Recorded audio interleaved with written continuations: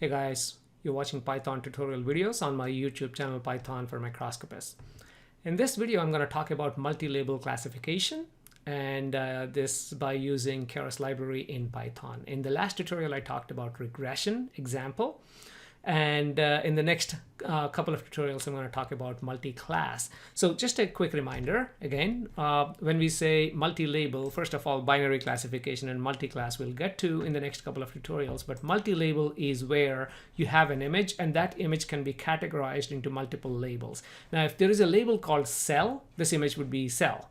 But these are the labels, okay? Nuclei, mitochondria, lipids, lysosomes, and so on. This image falls into any of these categories because it contains all of these images. Think of having a scene that has both dog and a cat, and you're trying to classify that scene into dog, cat, airplane, bicycle, and so on. That scene belongs to both the cat category and also the dog category. Now the example I'm going to use is a whole bunch of movie, let's actually go back, images. Again, I do not have any better examples for multi-label. I mean, I showed you a biological example, but I do not have like enough data to actually create a multi-label example here. But anyway, I'm relying on open source data that's out there. So this is one of this open source data, movie dataset. And again, you can download the dataset from this location, which I'll share along with the code. Okay, so this is, as you can see, 7,867 of these movie posters. I don't know how many of them are new or old, but I see a whole bunch of old ones, of course, like Terminator. Now, this also comes with a metadata file, CSV file. And here, if you open the metadata file, it can be a bit confusing. The first column is the ID. What is the ID? Now, the first thing you'll notice, again, I didn't notice this, but is if you look at this, the first image, it's 4058, but then the first image here is 86425. This image is somewhere here. So initially, when I have written this code, I've written it to read all the files directly from this directory and then also metadata, but then the metadata wasn't matching these images. So I had to go ahead and read this and then identify that that tag within this folder and then load that image and then add this as the metadata, which you'll see in a minute. But so what other columns do we have? The second column is the genre, which is, okay, for this first one, it falls into both comedy and drama. The next one is drama and romance, and so on. I think that's a useless column because that information is one hot encoded right here. Well, it's kind of not one hot encoded. One hot encoded has only one.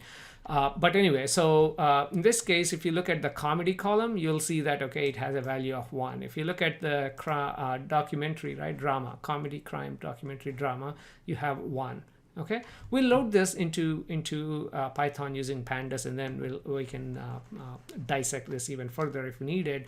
But anyway, it has a whole bunch of columns and then a value of 0 or 1 depending upon whether that image or that movie falls into that category. So our goal is to predict, again, multi-labels, right? So the movie can be adventure, animation, and crime at the same time. Okay, so it can have multiple labels. This is what multi-label classification is. Okay, so and then let's validate this on one of the images that we download from the internet, not one of these, but download from somewhere. Okay, so let's get into the code right now, and let's run these lines of code as usual. Again, these are our typical libraries that we import, including sequential, dense, and batch normalizations and other stuff. Now my image directory is this images movie dataset. So let's go ahead and assign that image directory so we can read the images. And now we should also read, again, anytime you model or you fit a model, you have X and Y. X is all your features, Y is the outcome, right? X is the labels or the features, sorry, not labels, the features or the raw input, and Y is the prediction that you're trying to make. Okay, so in this case, our movie images are all X, and all the information that goes along with it, is something that we need to and all the y values are basically the outcomes. We'll again walk through this step by step. Okay, so let's create a pandas data frame for this CSV file that I just showed you, which is this file right there. So I'm using read CSV. Let's go ahead and run this line, and you can see the data frame right away. If I open this up, you can see this in a more structured way, okay? The same information I showed you. So the ID is the movie ID, and genre, it's useless. Let's go ahead and drop this column along with ID later on because we are predicting the genre anyway using one of these, okay? And these are, again, the action, adventure, animation. I don't know how many we have. I think 26 of these, but that's what we are importing. So, of course, I opened it from there, but you can always print the head so you can see the same data down here. Now, let's actually look at all the column names here so you know exactly what categories we have. So there are 27 columns, and the first two, I think, are useless, like ID and genre, but everything else kind of defines exactly what type of movie this is. So we need to include all of those as part of our modeling. Now, I do not have a very powerful computer system here, so instead of loading all 8,000, I'm going to only load the first 2,000 of this. That's what this line is. You can load how many ever you want, so let's go ahead and run this.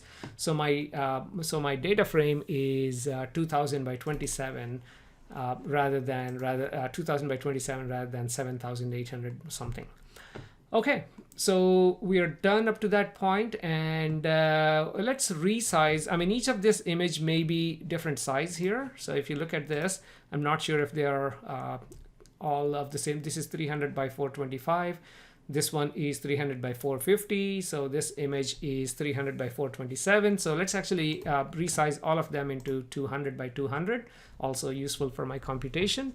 So I'm going to run that line and then create an empty list called X dataset. So it creates an empty list, and let's fill that empty list by with our pixel information from each of our image. And as we load that image using the for loop, right, we are looking at going through this image directory, looking at every JPEG file. And our target size is 200 by 200 by 3, okay, because we just defined that over here. So this is resizing the image as we are reading it, and we are also converting it to an array as we are reading it, and we are normalizing it or scaling it, sorry, by dividing it by 255 and appending each image into as a NumPy array into our list here. Okay, so let's go ahead and run these lines of code. This may take a while, so I'll pause the video, but I'll let you see the first few. Well, it's not taking a lot of time. It's only 2,000 images, so let's not pause the video. Okay, so it's all done.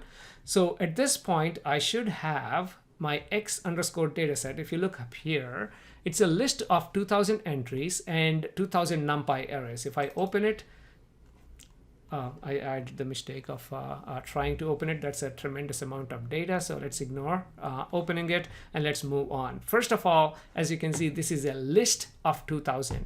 Lists don't work very well with this type of deep learning. We have to convert that into a NumPy array, and there you go, that's the line. Okay, so let's go ahead and convert that into a NumPy array.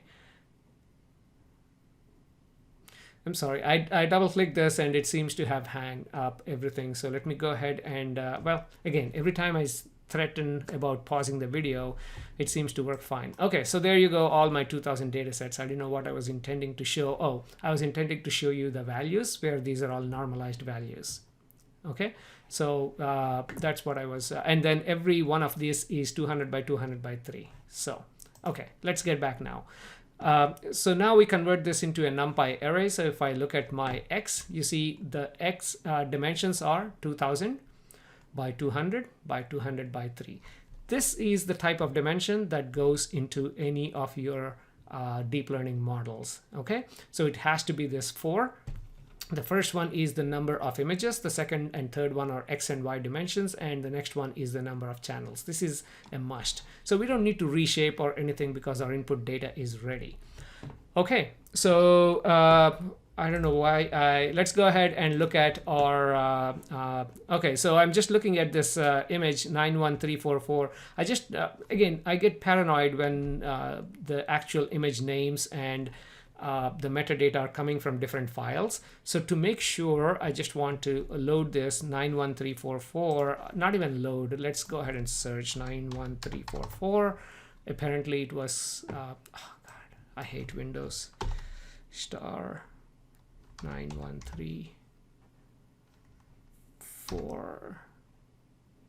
Okay, there you go. So 91344 is King Kong, like I said here. And then let's actually print out the genre. It's action, adventure, and horror. I think I agree with that. So it seems to be fine. Of course, you can open up and make sure the ID matches in both. Okay. So now let's define. We have our X ready, right? So what goes into machine learning model is X and Y. We have our X ready. Now let's get our Y ready. So Y is basically our entire metadata except for the columns ID and genre, because they don't tell anything about the movie. So we should not be fitting that. So let's drop that. Okay. And now let's split our data into training and testing. Again, this is something I've done in quite a few videos using train, test, and split, and X and Y. And in this case, I'm actually splitting 30% as testing and 70% as train data set. Okay. So if you look at our X train, we should have 1400 data points, and because our total X has 2000. Okay.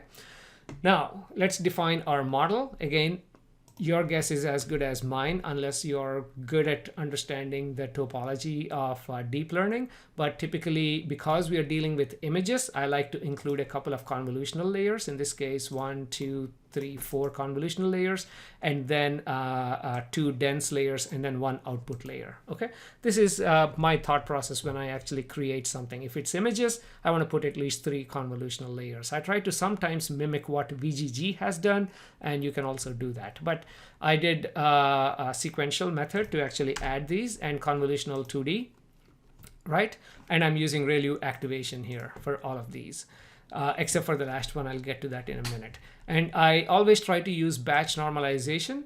And of course, max pooling is 2x2 size all the time.